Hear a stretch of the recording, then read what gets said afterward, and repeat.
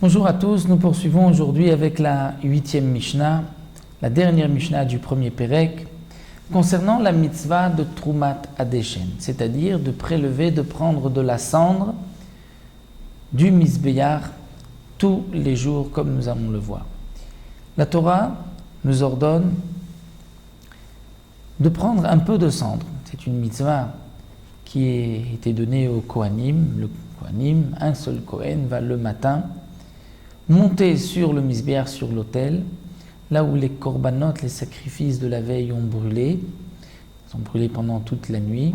Et le Kohen va prendre un peu de cendre, de la mara du bûcher, et il va, avec cette cendre, descendre du Mizbeach et poser à côté du Mizbeach, à un endroit précis. Et cette cendre était immédiatement engloutie par le sol. C'était un des miracles qui se produisait tous les jours au Beth Amikdash, au temple. Cette mitzvah de Trumat Hadeshen devait se faire tous les jours. À quel moment? La Mishnah nous dit Bechol yom tormim et hamizbeach. On prélevait de la cendre du Mizbeach, Bekriyat HaGever. Kriyat HaGever, c'est au moment où on entend le son du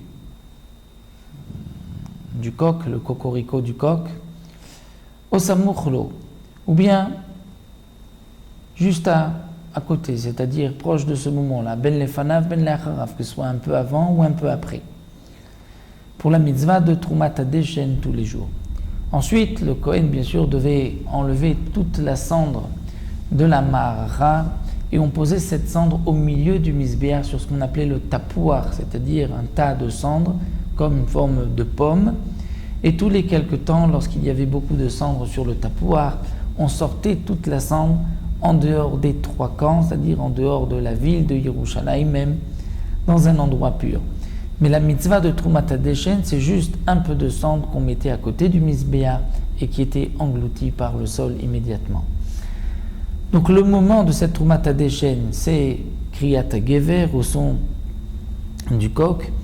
D'après une autre version, Kriyat HaGever, c'est celui qui appelait les Kohanim, l'homme qui appelait les Kohanim. Beyom HaKippurim, le jour de Yom HaKippurim, Mechatzot, étant donné que c'était le Kohen Gadol qui devait tout faire, et pour ne pas le presser et le fatiguer, donc on lui laissait plus de temps. À partir de Chatzot, de la moitié de la nuit, il commençait la Trumat Hadeshen. Au Barigalim, et au moment des fêtes, des trois fêtes, où tous les Bnei Israël se rendaient au Beth Amikdash, alors Me'ashmura Rishona, à partir de la fin de la première garde. La nuit est divisée en trois gardes, comme c'est marqué dans Masechet Brachot, au début donc de la première Mishnah. Et à la fin de cette première garde, donc un peu avant Chatzot déjà, on prélevait la Trumat Hadeshen parce qu'il y avait beaucoup de korbanot à faire ce jour-là. Et donc il fallait se préparer à l'avance pour que dès qu'arrive le lever du soleil, on commence par le korban tamid. Velo haïta kriyat hagever magaat. Et pendant les jours de fête, il n'y avait pas encore le son du coq qui arrivait à Chaïta Hazara Meleam Israël, que la Hazara, l'enceinte du Beth Amikdash, était déjà pleine des Bnei Israël qui venaient apporter leur korban, puisqu'on ne peut pas sacrifier de korbanot la nuit, on devait attendre le korban tamid, donc ils apportaient, ils étaient prêts pour que immédiatement après le sacrifice du korban tamid, ils puissent sacrifier leur korbanot, leur sacrifice. Nous avons terminé donc déjà le premier Pérec de Masechet Yomam. On se retrouvera dans le deuxième Pérec, mais toujours dans la mitzvah de Trumat Hadeshen.